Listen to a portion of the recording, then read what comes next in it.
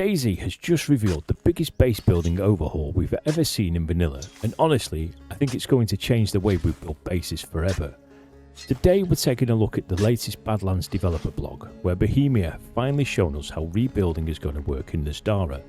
And this isn't just about placing fences anymore, it's about rebuilding the world itself. The biggest addition is something Bohemia are calling the rebuilding system. Instead of finding an existing house and simply building walls around it, you'll now be able to restore damaged buildings across the map. You'll be repairing walls, fitting doors, rebuilding windows, and in some cases even restoring parts of the roof. What I really like about this is it gives every base its own identity. No two players are going to build exactly the same thing. Bohemia also explained the thinking behind the system, and I think it's one of the most exciting parts of the entire update. Their goal isn't just to give us more ways to build, they want every server to tell a different story. One server might have a town that's been completely rebuilt and turned into a heavily defended community. Another server could be the exact same town, left abandoned and falling apart.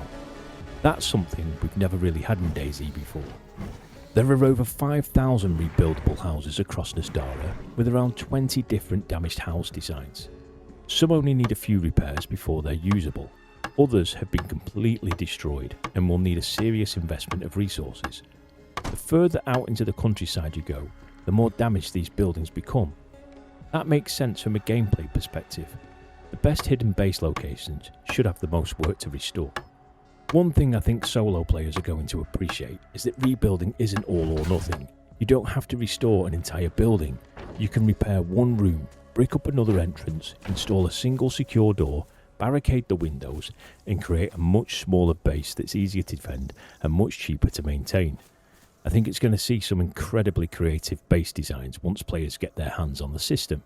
To support rebuilding, we're also getting new building materials, bricks and mortar, and a brand new trowel. You'll still be able to use logs, planks and sheet metal, meaning you can mix different materials together depending on what you've managed to collect.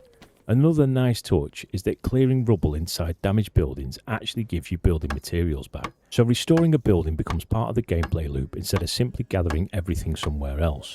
One detail I really like from the developer blog is that the system doesn't stop at houses. Even wells can be rebuilt. Imagine arriving at a village where another survivor has restored the water supply simply because they wanted to help everyone passing through. Those little player-driven stories are exactly what makes DayZ so unique. Although this video mainly focuses on rebuilding, the developer blog also confirms that vanilla code locks are finally coming to DayZ. They'll work on both rebuildable doors and traditional gates. Unlike the community versions on PC, they will also support controllers for console players.